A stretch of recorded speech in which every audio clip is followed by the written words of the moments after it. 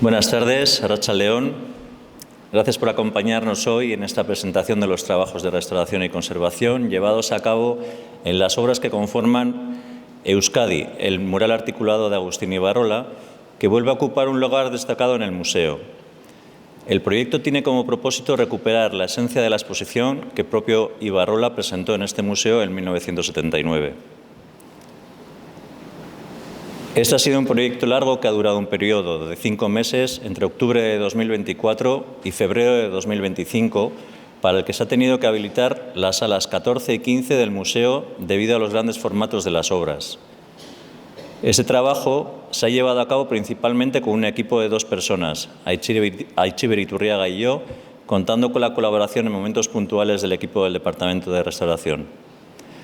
Este conjunto lo forman 27 lienzos, de los cuales 18 han sido restaurados.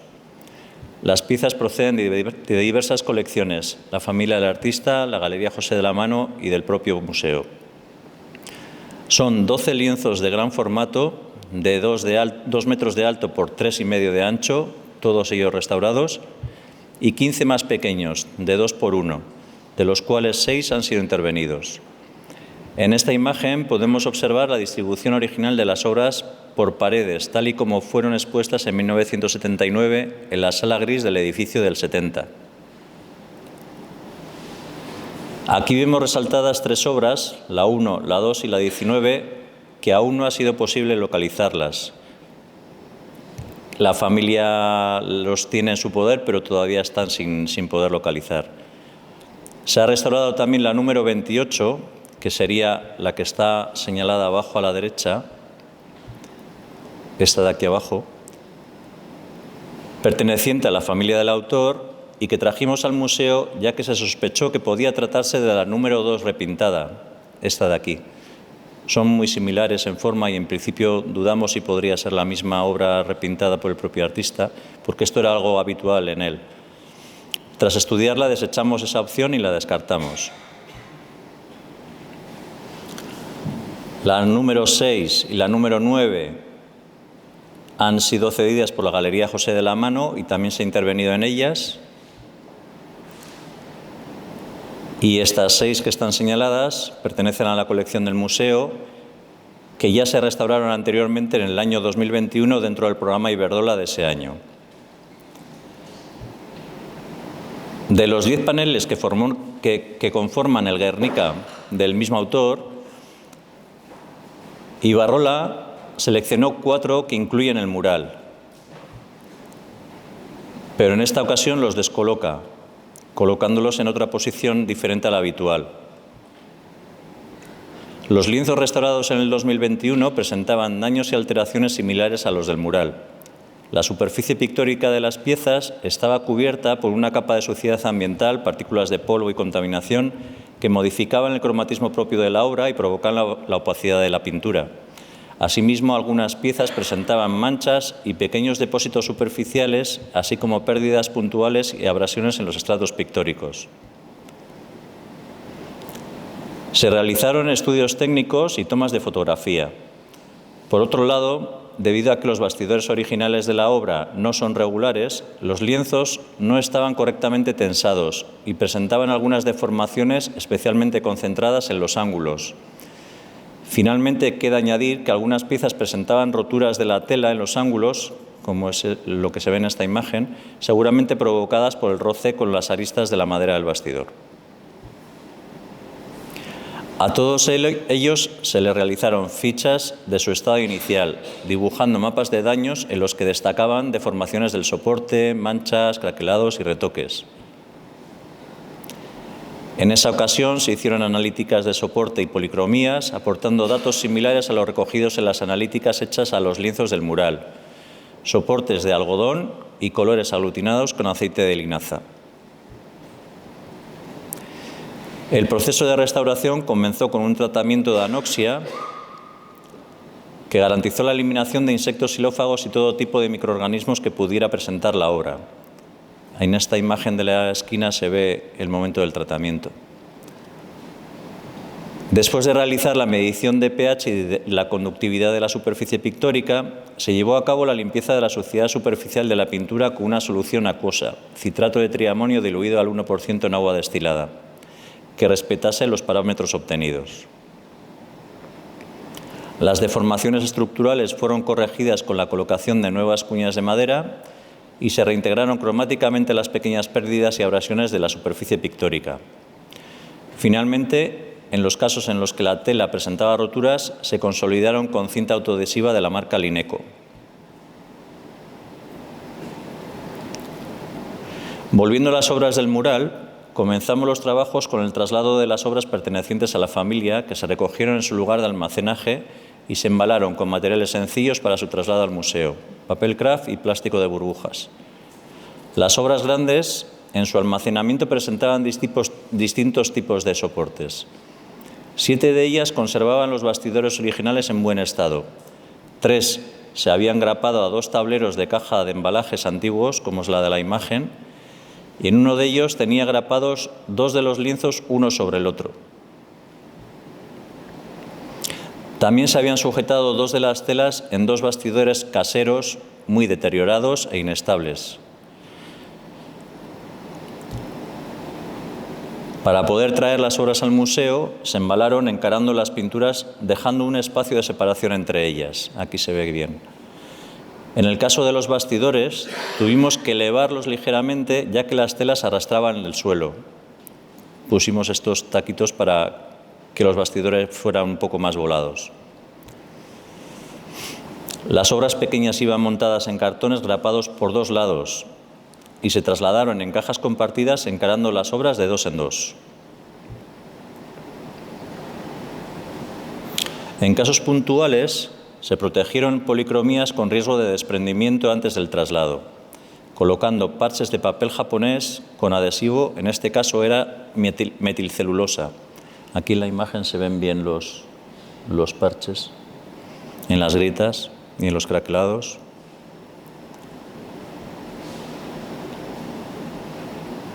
Una vez trasladadas las obras al museo, comenzamos realizando los estudios técnicos. Empezamos haciendo fotografías con luz natural, documentando el estado inicial general, con luz rasante, permitiendo detectar deformaciones, y ultravioleta, que evidencia retoques y barnices envejecidos. Los ultravioleta aportaron información sobre la técnica del autor, ya que vemos que no pintaba algunos blancos, usando el color blanco de la preparación del lienzo, que aparece más oscuro en las imágenes, aquí en la zona central del cuadro. Además, los barnices suelen mostrar una fluorescencia característica que puede variar según la edad y el tipo del barniz. Los barnices más viejos pueden mostrar una fluorescencia amarillenta o verdosa, mientras que los retoques o reintegraciones más recientes pueden aparecer como manchas opacas. En este caso vemos por el tono verdoso de la imagen que barnizaba localizadamente sus obras. En esta obra en concreto barnizó los 2 laterales y el centro, que ni siquiera había pintado los blancos, lo dejó también sin barnizar. Este sería un ejemplo de las obras grandes con luz natural, con luz rasante que resalta las deformaciones que se aprecian en las esquinas y aquí un fuerte pliegue que tiene en la parte superior. Y con luz ultravioleta se vuelve a evidenciar el repinte blanco en la esquina, además de la presencia de barniz.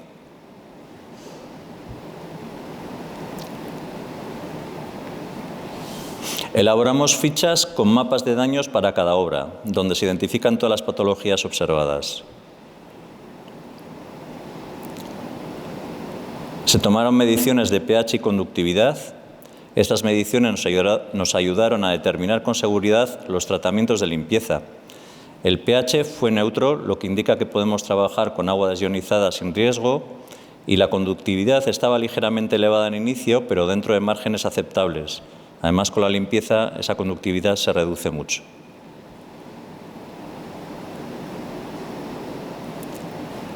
Se hicieron analíticas tomando pequeñas muestras de color y del soporte que se enviaron a la empresa Larcoquímica y Arte S.L. de Madrid, que confirmaron la presencia de óleo sobre algodón con barnices oleoresinosos en zonas determinadas. En el análisis del blanco de la obra número 5 se apreciaban una preparación blanca industrial, un aglutinante de aceite de linaza parcialmente saponificado y pigmento blanco de plomo aglutinado con presencia de jabones metálicos.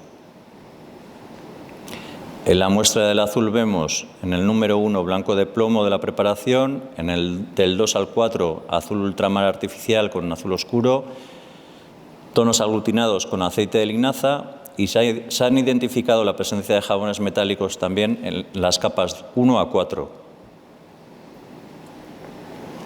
Los jabones metálicos se crean cuando los ácidos grasos del aceite de la pintura reaccionan con metales presentes en los pigmentos, como el plomo y el zinc.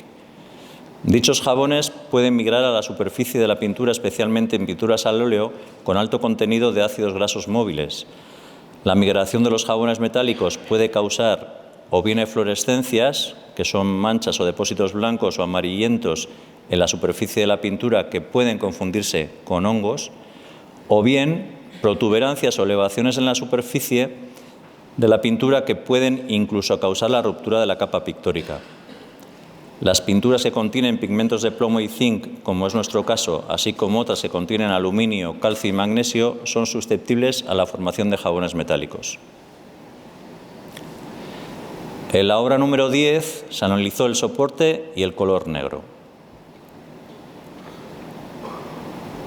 Se identificaron las fibras del soporte como algodón, una fibra común en soportes de gran formato por su resistencia y flexibilidad. Y en el negro se identifican 2 capas de negro carbón al óleo, aglutinados con aceite de linaza, goma laca y presencia también de jabones metálicos en la capa 2. En la obra 27 se tomaron muestras de rojo y negro. El rojo es de alizarina sintética que se comporta como la granza natural, el negro es negro carbón, el aglutinante es aceite de linaza y también se detectó la presencia de jabones metálicos. En la muestra de color negro se identificó en el 1 sulfato de bario y calcita, el 2 blanco de plomo, en el 3 calcita, negro carbón y sulfato de bario y 2 capas translúcidas de barniz oleoso, óleo resinoso y presencia de jabones metálicos en la capa número 4.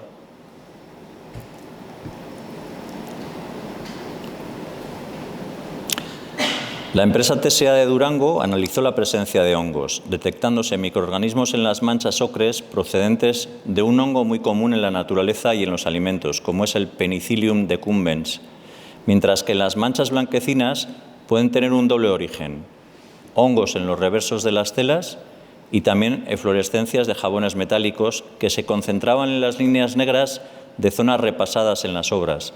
Aquí es súper evidente que justo en las líneas que perfila en negro es donde han aparecido esas eflorescencias. Aquí también se aprecian en los perfiles de las figuras. Se tomaron muestras por frotis seco y húmedo en los anversos y en los reversos. Y se ha medido la humedad de la madera en los bastidores rondando el 50%, valor correcto para el material.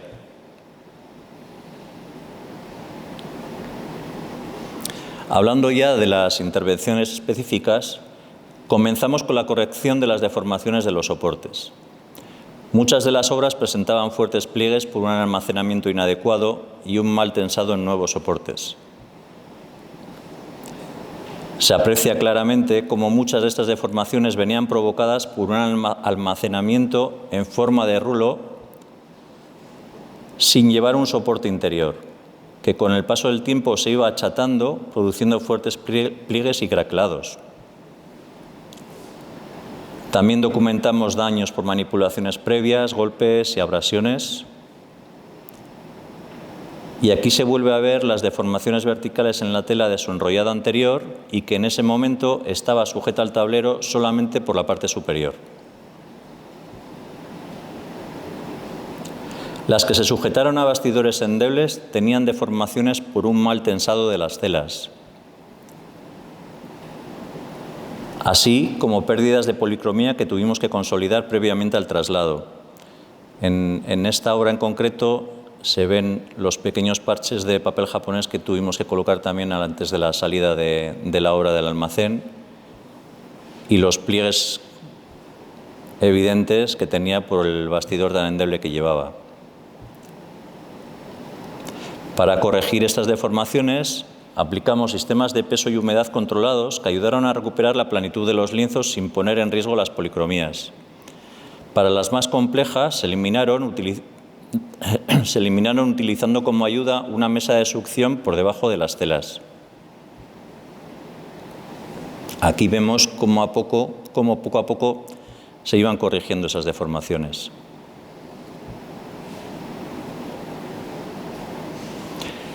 En el caso de la obra número 25, nos encontramos dos lienzos en un mismo bastidor que hubo que trasladar. Esta práctica era habitual en Agustín Ibarrola para ahorrar espacio en los almacenes. Se compró un nuevo bastidor de las medidas de la obra y, con ayuda del equipo, se soltó de la obra inferior para montarla en el nuevo bastidor. Y aquí vemos las dos piezas separadas. La de la derecha no forma parte de la serie del mural y fue devuelta a la familia.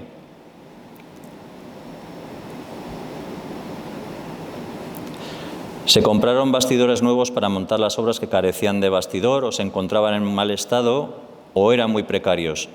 Se hicieron respetando las medidas originales y aquí vemos el proceso de montaje en el nuevo bastidor.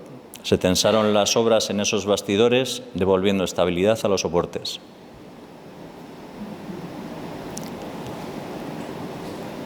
Los bastidores originales conservados recibieron un tratamiento preventivo contra xilófagos con gel de permetrina. Estos ya habían sido tratados anteriormente sometiéndolos a anoxia, tratamiento en el que se acaba con los xilófagos encapsulando las obras y eliminando el oxígeno para sustituirlo por nitrógeno durante un periodo mínimo de 4 semanas.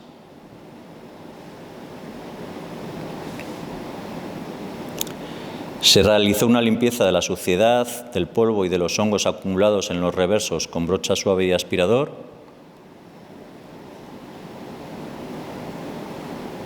Y se eliminó barro de la parte inferior procedente de la inundación sufrida en Bilbao en el año 83, en el almacén que tenían ellos en Begoña. Por efecto del agua se produjeron algunas pérdidas en la parte inferior que tuvimos que consolidar. Y como se ve en esta imagen, en este caso había dos obras montadas en un mismo tablero. Ese es un detalle del barro que tenía en la parte inferior.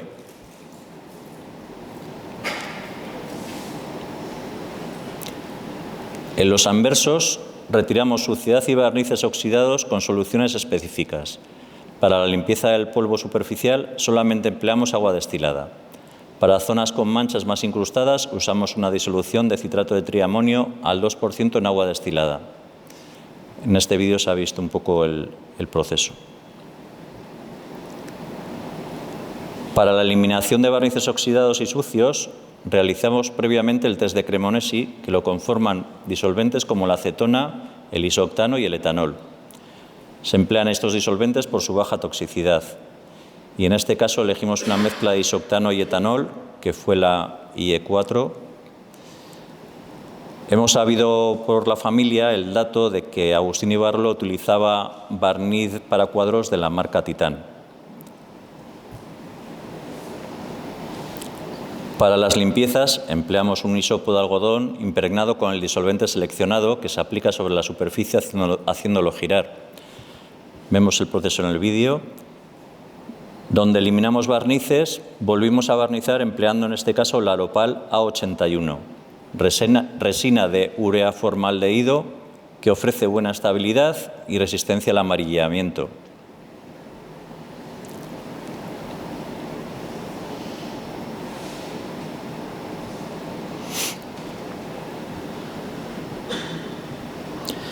En cuanto a la eliminación de hongos y fluorescencias procedentes de los jabones metálicos, realizamos un aspirado de la superficie y una limpieza superficial con alcohol.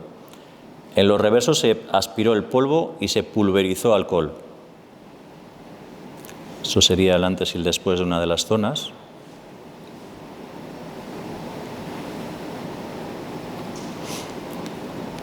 Eliminamos pasmados de la capa de barniz en zonas puntuales. Estos pasmados se habían producido por un exceso de humedad durante el almacenamiento de las obras. En este proceso no se elimina el barniz, sino que se reactiva.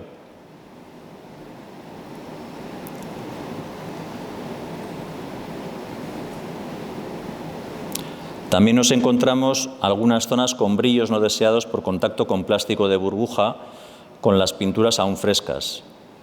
En estos casos se elimina el brillo de manera mecánica, pero no la deformación.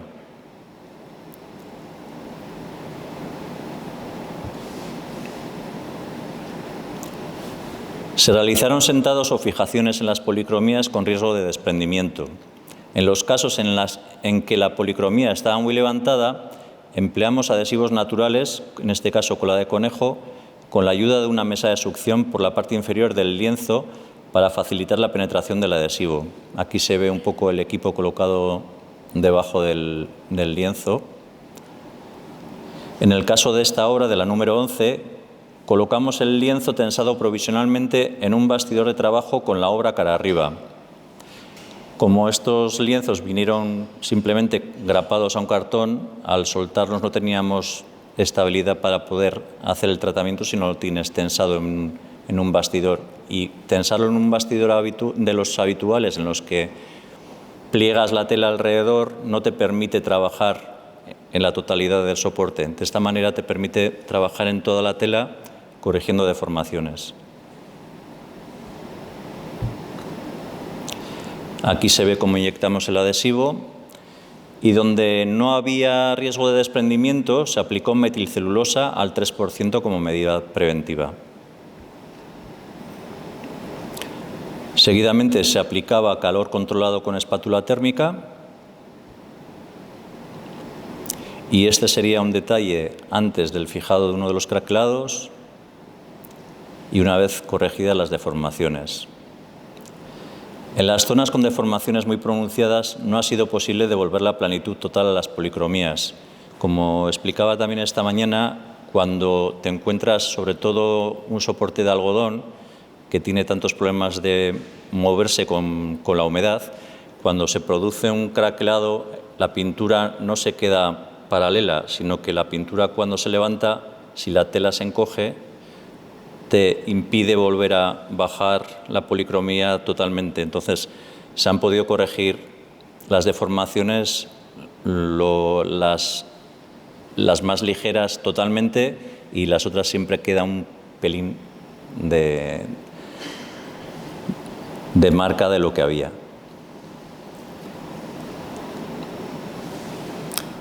Tras fijar el color en las zonas de pérdidas, se rellenan con estuco que se rebaja una vez seco. A las zonas estucadas se les aplica color con acuarelas y se ajusta el tono final con colores al barniz. Aquí vemos el proceso antes y una vez finalizado. Ese es otro ejemplo en el que toda esta zona tenía un montón de pequeñas pérdidas y aquí fueron reintegradas y es el resultado final.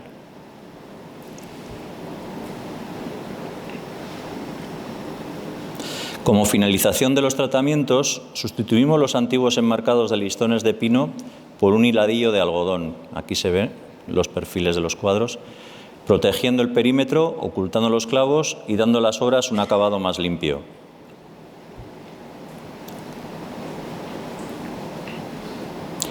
El resultado de este proceso ha sido una restauración que no solo ha recuperado la estabilidad estructural de las obras, sino también su impacto visual y artístico. Estas imágenes finales muestran la evolución de las piezas y el esfuerzo dedicado a devolverlas a su estado original. Estas son las 12 de gran formato antes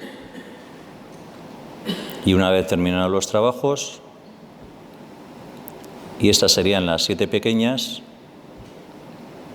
y una vez terminadas.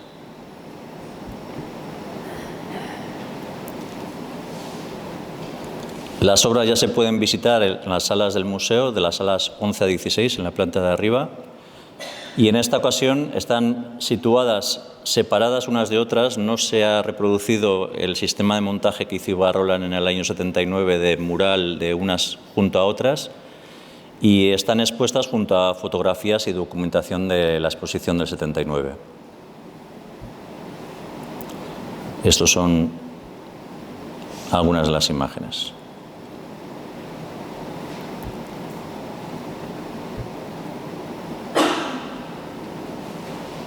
Y eso es todo. Muchas gracias.